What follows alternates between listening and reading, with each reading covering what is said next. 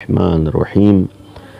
الحمدللہ رب العالمین والصلاة والسلام علی النبی و آلہ۔ 9 ذی الحجہ سفیر امام حسین حضرت مسلم ابن عقیل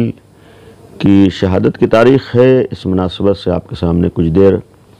جناب مسلم کے سلسلے میں گفتگو ہوگی۔ ابتداً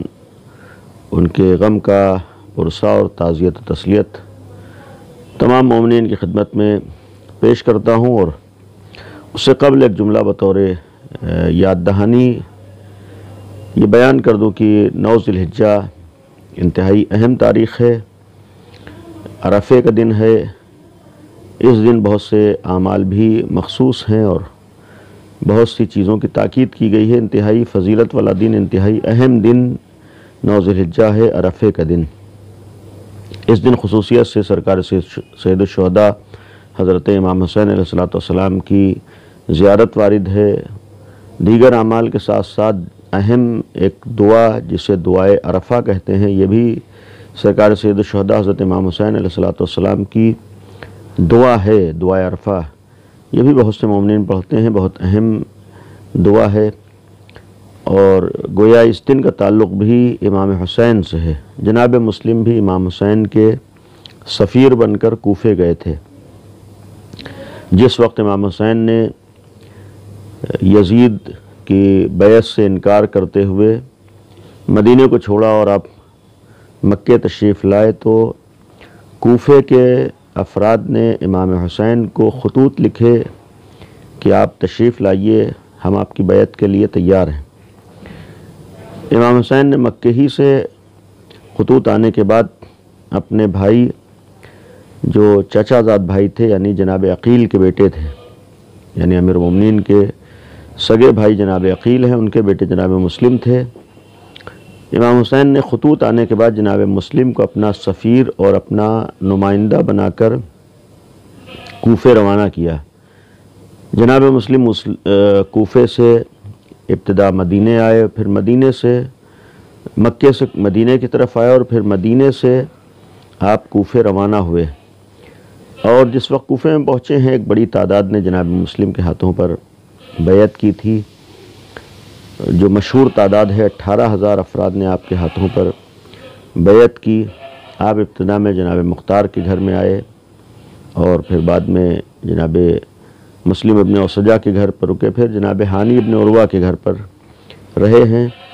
جو جناب ہانی بھی امام حسین کے چاہنے والوں میں اور اہل ولا میں سے تھے۔ جب یزید کو جناب مسلم کے کوفے میں آنے کی خبر ملی اور لوگوں کے بیعت کرنے کے بارے میں معلوم ہوا، تو اس نے اس وقت جو کوفے کا حاکم تھا نعمان ابن بشیر، یا بعد نے بشیر ابن نعمان لکھا ہے، تو پھر ابن زیاد کو کوفے کا والی بنا کر بھیجا ہے، یعنی حاکم بنا کر۔ عبید اللہ ابن زیاد یہ کوفے آتا ہے، اور اس کے آنے کے بعد سے کوفے کے حالات بدلنا شروع ہوئے۔ اس نے بہت سے افراد کو دھمکی کے ذریعے سے خوف دلا کر، لالچ دلا کر، مختلف بہانوں سے لوگوں کو متاثر کیا، اور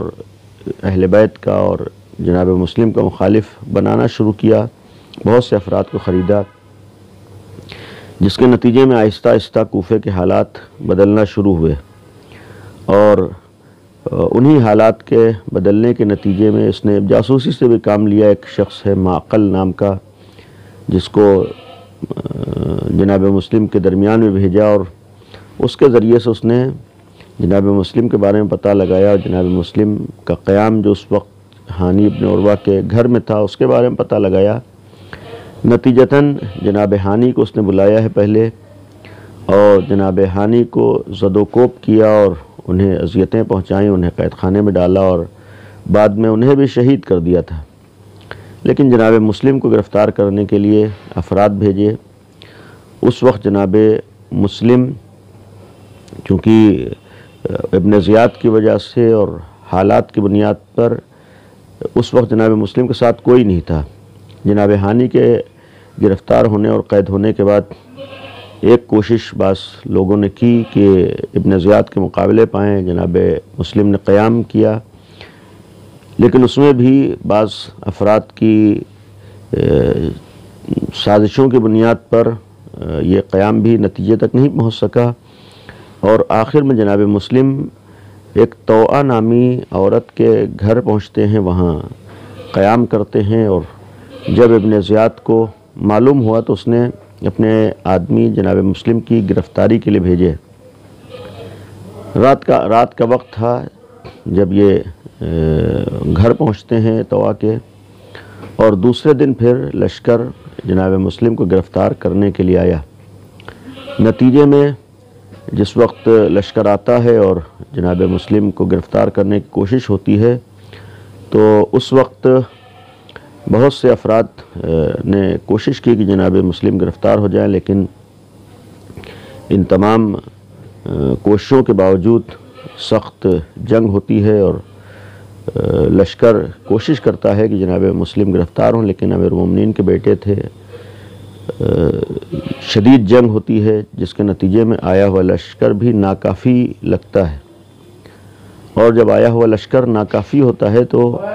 پھر مختلف بہانوں سے اور مختلف سازشوں کے ذریعے سے جناب مسلم کو دھوکہ دے کر گرفتار کیا جاتا ہے۔ آخر میں گرفتار ہو کر جناب مسلم دارالامارہ لائے جاتے ہیں، اور دارالامارہ لائے جانے کے بعد وہاں پر جناب مسلم کو قتل کا حکم دیا جاتا ہے، اور اسی دارالامارہ میں کوفے ہی میں 9 ذی الحجہ کو جناب مسلم قتل کیے جاتے ہیں۔ یہ ایک انتہائی دردناک تاریخ ہے اور دردناک منظر ہے کہ سفیر امام حسین جو امام حسین کی طرف سے کوفے میں امن و امان کے لیے اور ظلم سے نجات دلانے کے لیے اور انسانیت کی رہبری اور بھلائی کے لیے تشریف لائے، انہیں اس بے دردی سے قتل کیا گیا اور انہیں اس بے دردی سے شہید کیا گیا۔ جناب مسلم کو جس وقت گرفتار کیا گیا ہے اور دارالامارہ میں لائے گئے ہیں، اس وقت وصیتیں بھی فرمائی تھیں۔ مشہور روایات یہ ہیں کہ عمر ابن سعد سے وصیتیں کی تھیں، اور وصیتوں میں یہ تھا کہ ایک پہلی وصیت یہ تھی کہ میں کچھ قرض دار ہوں، اس قرض کو میرا زرہ اور تلوار وغیرہ بیچ کر ادا کی جائے، اور ساتھ ہی ساتھ پھر وصیت یہ بھی تھی کہ میرے جنازے کو دفن کیا جائے، اور تیسری وصیت یہ تھی کہ امام حسین کو خط بھیج کر کوفے کے حالات کے بارے میں اطلاع دی جائے، چونکہ جناب مسلم نے آ کر خط لکھا تھا کہ لوگوں نے بیعت کی ہے اور اب حالات بدل چکے تھے، اس کی اطلاع جناب امام حسین کو دی جائے۔ جناب مسلم کو دارالامارہ کی چھت پر لے جا کر قتل کیا جاتا ہے، اور صرف یہیں قتل پہ اکتفا نہیں ہوتی ہے بلکہ جناب مسلم کے جسم کو دارالامارہ سے نیچے پھینکا جاتا ہے اور پیروں میں رسیاں باندھ کر کوفے کی گلیوں میں پھرایا جاتا ہے۔ ساتھ ہی ساتھ نتیجہ یہ ہوتا ہے کہ اس شہادت کے بارے میں، ان حالات کے بارے میں امام حسین کو بھی اس وقت خبر ملتی ہے کہ جب آپ درمیان میں ہیں، جب آپ راستے میں ہیں، اور اس وقت جناب مسلم کے لیے، امام حسین کے لیے اپنے بھائی جناب مسلم کی خبر بہت ناگوار ہوتی ہے، بہت سخت ہوتی ہے، چونکہ جب کوفے سے 2 لوگ آ رہے ہیں، درمیان میں امام حسین ہیں، آپ مکے بھی چھوڑ چکے تھے، مکے سے نکل چکے تھے، اور اس درمیان میں آنے والے مسافروں سے معلوم ہوا کہ جناب مسلم شہید کر دیے گئے ہیں۔ امام حسین کے لیے بھی یہ ابتدائی مرحلہ بہت سخت تھا، لیکن گویا جناب مسلم کی شہادت کربلا کے خونی واقعے کا گویا ایک طریقے سے اعلان تھے، اور یہ گویا سفیر حسینی اور جناب مسلم کی شہادت کہا جائے شہداء کربلا میں سر فہرست ایک شہید تھا جس نے گویا اس انسانیت کی بقا کے لیے اور یزید کو شکست دینے کے لیے جام شہادت نوش کیا، اور جناب مسلم شہید ہو گئے۔